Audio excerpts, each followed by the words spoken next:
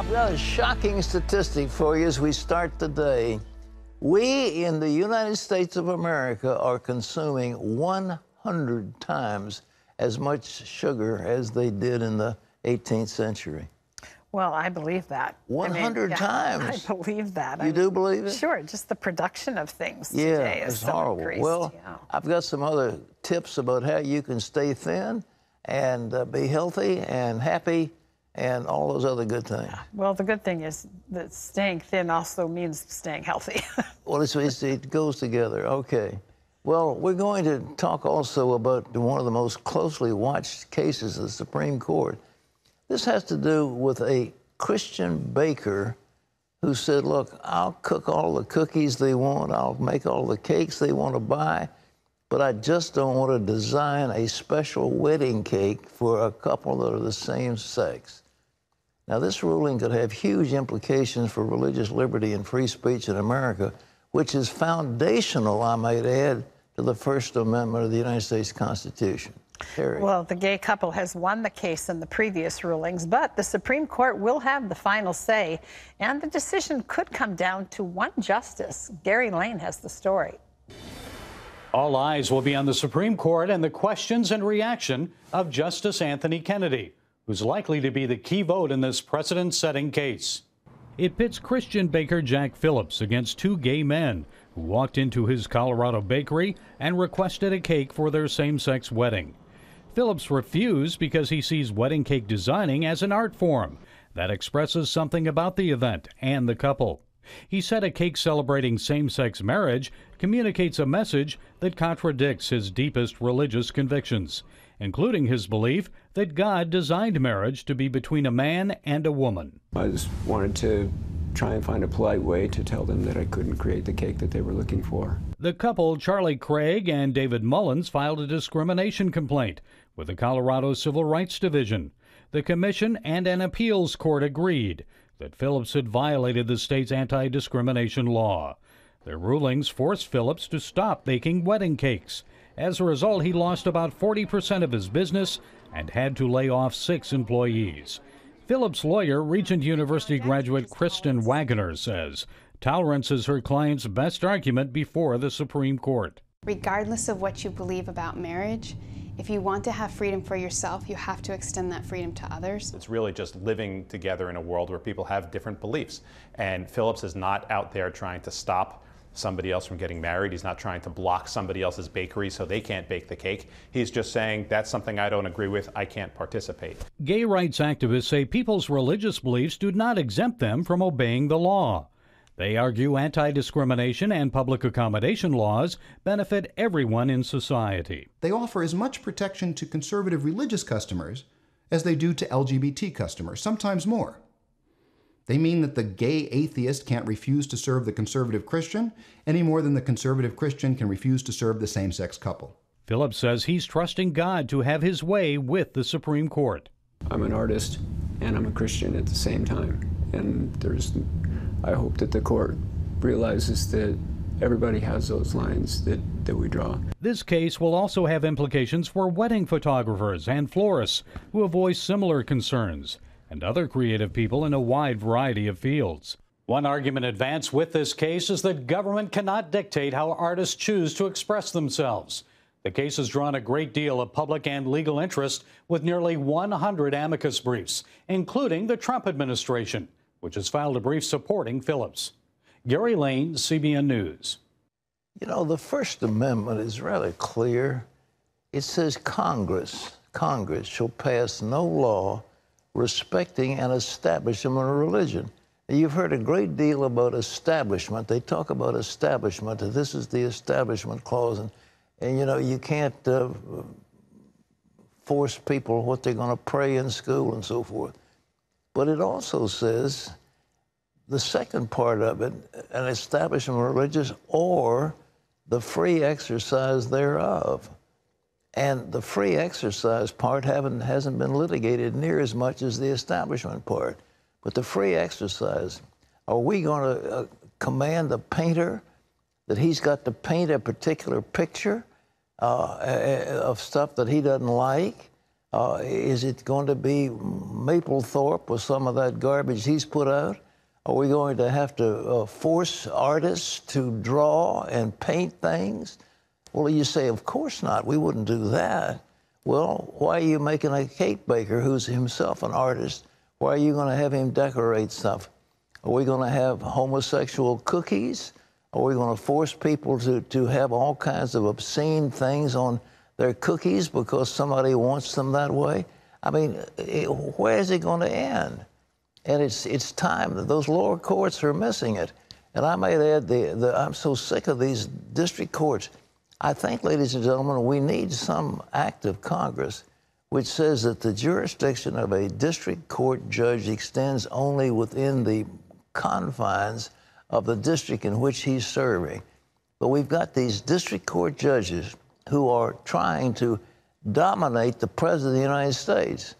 And more and more, some judge in Hawaii will say, well, you can't ban people from these various countries. Your law dealing with immigrants cannot stand. It's unconstitutional. Well, you can't have district court judges dominating and telling the President of the United States, who's elected by all of us, what he's supposed to do.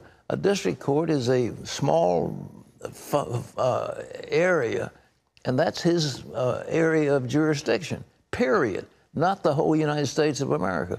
But you have any number of these district court judges who told the president, I'm sorry, you cannot restrict immigration.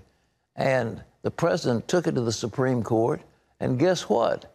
He has won an overwhelming victory at the court after long legal battles over his travel ban.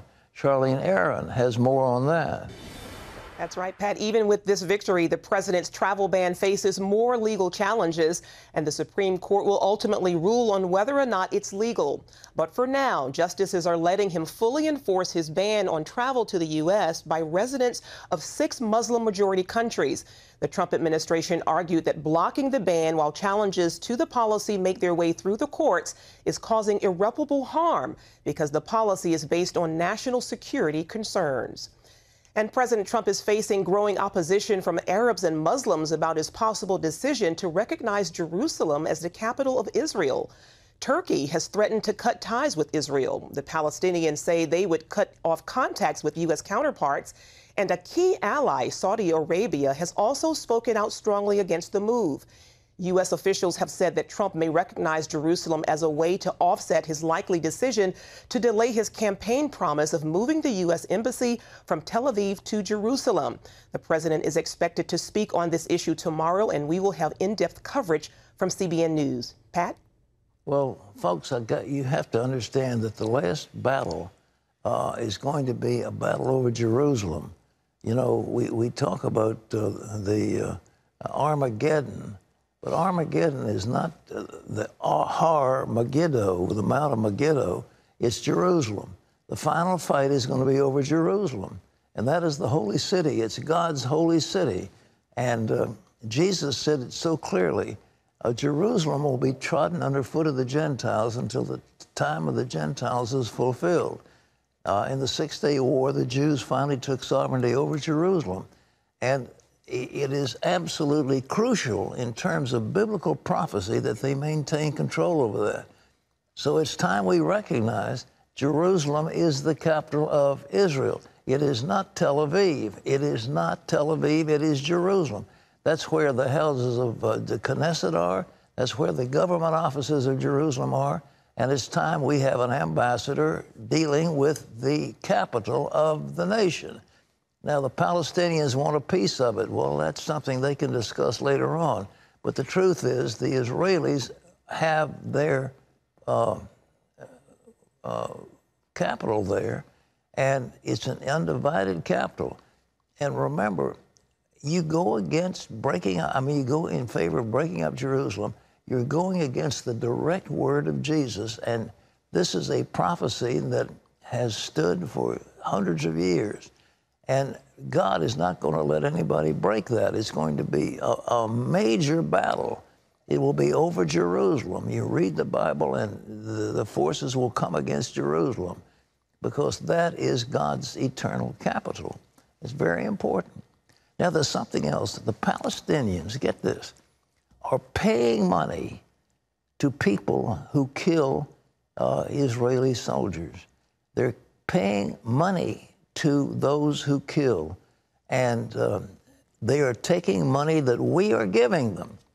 Your tax dollars are actually going to the Palestinian Authority, and part of that money is being used to pay for those who kill. Now, do you want that? Of course you don't. Well, Charlene Aaron has what's happening in the House of Representatives about this today. That's right, Pat. The House of Representatives is set to vote today to stop a Palestinian practice called pay to slay. The bill would pressure the Palestinian Authority to stop the practice of giving money to convicted terrorists and their families by eliminating U.S. funding to the PA unless it stops these types of payments. The bill was named in honor of U.S. Army veteran Taylor Force, who was murdered by a Palestinian terrorist in Tel Aviv in 2016. The Palestinian Authority praised him, and his family got lifelong financial compensation. The U.S. sends $300 million tax dollars to the PA every year. Pat? Well, folks, this is something you ought to get involved in right now. Here is what you can do. You need to notify your congressman your feeling on what's called the Taylor Force Act. It's House H.R. 1164. The Capitol Hill switchboard, here's the number, 202-224-3121. And you just need to call in and say, listen, I'm tired of my tax dollars going to the Palestinian Authority, and we need to cut off those payments. And we certainly don't want to back payments to Palestinians who kill others. And there, I want to give it to you again, Capitol Switchboard, 202-224-3121. The bill is called the Pay to Slay bill. I'm sorry. It's the Taylor Force Act, H.R. 1164, Taylor Force Act. Charlene. Pat, the U.S. and South Korea are taking part in a joint military exercise that North Korea calls a massive provocation that could put the world at the brink of nuclear war. Meanwhile, a top senator wants the Pentagon to start moving soldiers' families out of South Korea because he says time is running out to deal with North Korea's nuclear program. CBN's national security correspondent Eric Rosales breaks it all down.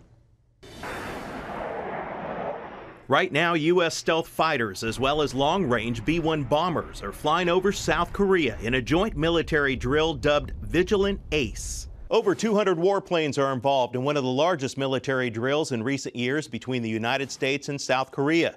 It's also a show of force at the doorfront of the North Korean regime. North Korea described the exercise as a grave provocation, claiming in its state-run media Monday that the drill could escalate the situation to the brink of nuclear war. The training comes less than a week after Pyongyang carried out a successful test of its newest intercontinental ballistic missile. The weapon traveled farther than any other North Korean missile to date. Ahead of the joint war games, National Security Advisor Lieutenant General H.R. McMaster warned that Pyongyang's continued aggression was inching the region closer to war. I think it's increasing every day, which means that we're in a race, really. We're in a race to be able to solve this problem, not just us, right, but the United States, all of our allies and partners, as we know. McMaster said the United States is still working closely with China, which holds tremendous economic power over North Korea. It's in China's urgent interests to do more beyond UN Security Council resolutions. As we know, we cannot rely on an international body because there are those within that body who obstruct that important work. On Capitol Hill, Senator Lindsey Graham believes the United States is running out of time when it comes to stopping North Korea's nuclear ambition. The policy of the Trump administration is to deny North Korea the capability to hit America with a nuclear-tipped missile, not to contain it. Denial means preemptive war as a last resort. That preemption is becoming more likely as their technology matures. Graham is also urging the Pentagon to move U.S. dependence out of South Korea. South Korea should be an unaccompanied tour. It's crazy to send spouses and children to South Korea given the provocation of North Korea. In addition to American diplomats and other embassy workers, about 28,500 U.S. troops operate in South Korea, and many come to their posts with their families who often live on military bases. Eric Rosales, CBN News, Washington. Back over to you, Pat. Well, you know, folks, it's not just our troops and their families that are there in South Korea. Seoul is a big city, and the South Koreans have many, many hundreds of thousands of their citizens living right there. So if we go to war against North Korea, we have to interdict all of their artillery batteries that are located north of the 38th parallel. How do we do that? I mean, do we have a plan that literally identifies every single artillery battery? And you realize the amount of firepower that will be, you know, across the border into Seoul will be horrendous. And so the South Koreans have a tremendous amount to lose if we go to war. But we have a tremendous amount to lose if we have our cities held captive to nuclear threats. A nuclear blast in San Francisco would be devastating. Think what it would be if they could hit Washington or they could hit New York. And they claim, they keep talking about these missiles will reach the United States. Why do they say that? Why are we their target? Why don't they say they'll land in the Pacific from 4,000 miles away instead of saying this will hit Washington, this will hit New York? They're clearly gearing up to attack the United States. And what are we going to do? It's a very unpleasant situation. We don't want war. The South Koreans obviously don't. But we have to have a strategy that literally shuts down the North Korean military so it cannot do damage in the region. And then we certainly want to shut it down so it can't do damage across the Pacific to us. And that's what we're facing. It is a horrible prospect. Nobody wants to go to war. I was over there, folks. I was in the Korean War. I was stationed north of the 38th parallel. We had Koreans fighting along with the Chinese. Fortunately, the Chinese are staying out of it this time, but they could shut this whole thing down if they wanted to. But so far, they haven't done it.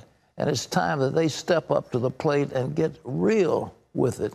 And we're doing everything we can diplomatically to bring this thing to a successful conclusion. But so far, that type of diplomacy has not worked. Charlene. Pat, House Minority Leader Nancy Pelosi has blasted the Republican tax reform bill in no uncertain terms.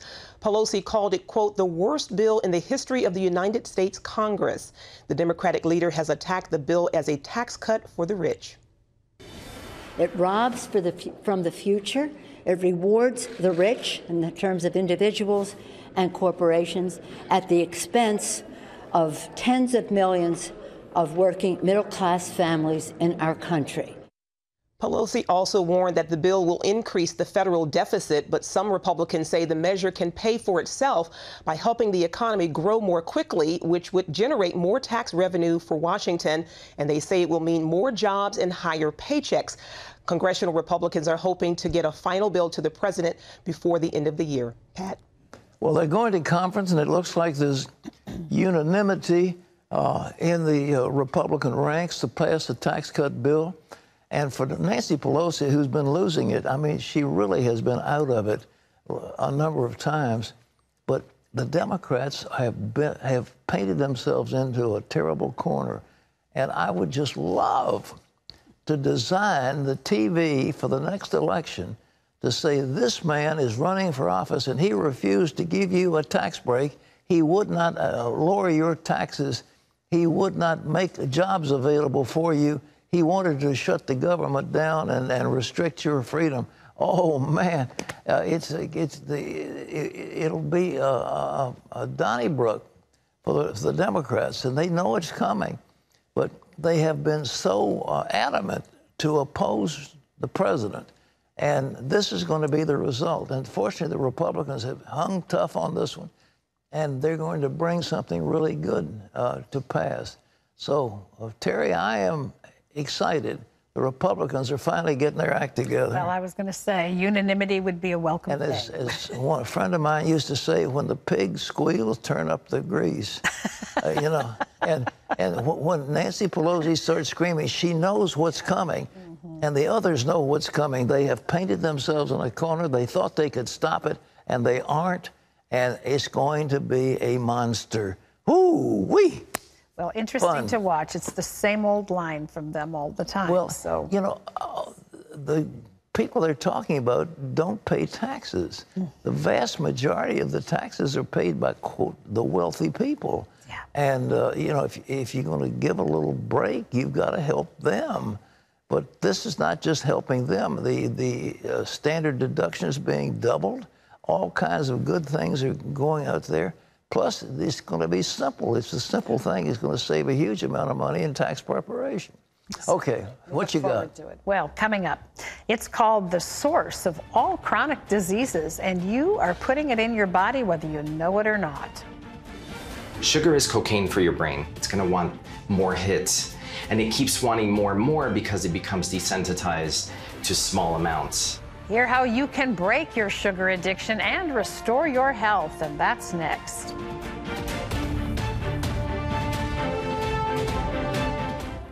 I was teaching Zumba and my skin was itching and I thought it was a rash. I found out I had advanced stage breast cancer. I'm gonna have to quit teaching my Zumba class. I'm gonna have to quit everything. I wanted to fight. I'm determined. Cancer Treatment Centers of America, they'll take care of me. The spiritual support was there. I had all of these people praying for me. CTCA is about innovation. It's at the heart of everything we do, and our model is different. We believe in an integrative approach. My naturopath and my nutritionist balance my diet, balance my supplements to help with the side effects during or after chemo. If you or someone you love is fighting cancer, go to cancercenter.com/faith. As a family, we have realized just how precious life is. I have just made the best decision I've ever made. Call or go to cancercenter.com/faith. Cancer Treatment Centers of America. Care that never quits. Appointments available now. Tomorrow, she was just 12 years old. I had one love, and that was barbiturates. And she'd do anything for love. I began trading my body for drugs. Wanted in 2 states. I had no conscience. And on the lam for 10 years. In that pill, I found peace. One addict comes clean. I can't take a little bit and it not get out of control. On the next 700 Club. And I've never been the same since.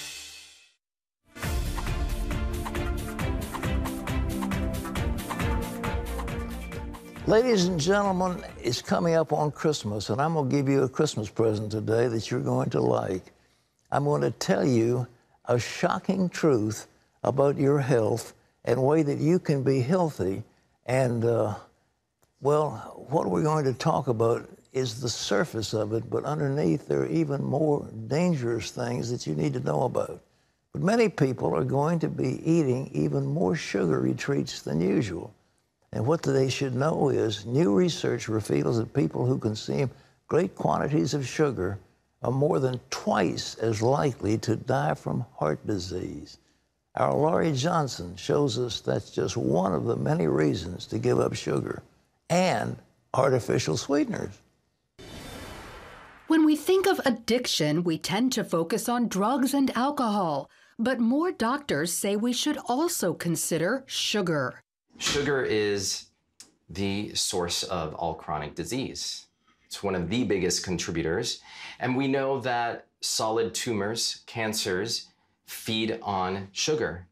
Dr. Vincent Pedre is one of a growing number of physicians warning consuming too much sugar not only fuels cancer, but also heart disease and Alzheimer's. And let me clarify that, because when I say consuming too much sugar, people think, well, I don't eat dessert, so I don't have a lot of sugar.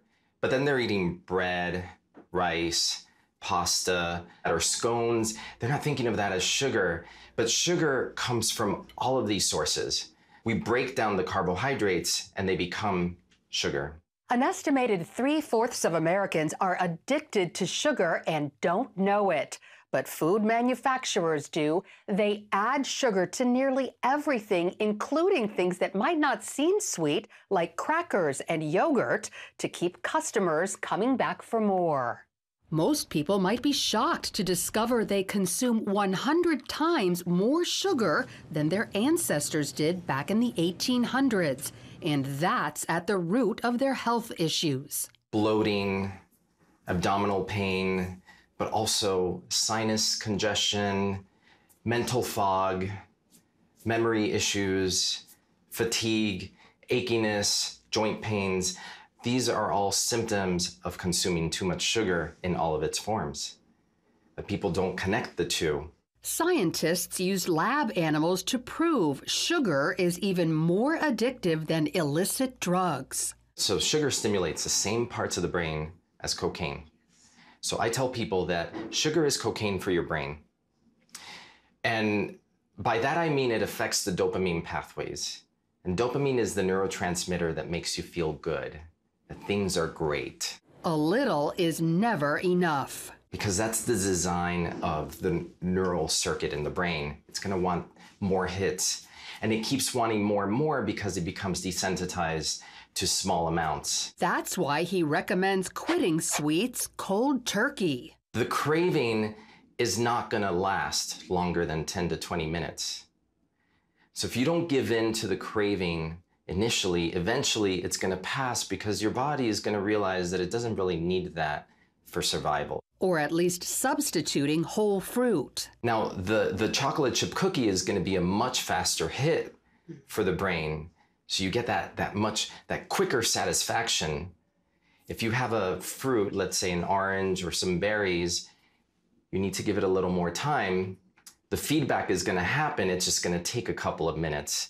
When it comes to sugar substitutes, while whole fruit is okay, avoid artificial sweeteners because research shows they're actually worse than the real thing. In his book, Happy Gut, Dr. Pedre explains that artificial sweeteners harm our immune system by disrupting the bacteria in our digestive tract. It reduces a type of bacteria that tends to be found in lean, healthy people, and it increases another type of bacteria in this genus called Bacteroidetes that is found in people that are obese. Studies show people who regularly use artificial sweeteners gain more weight.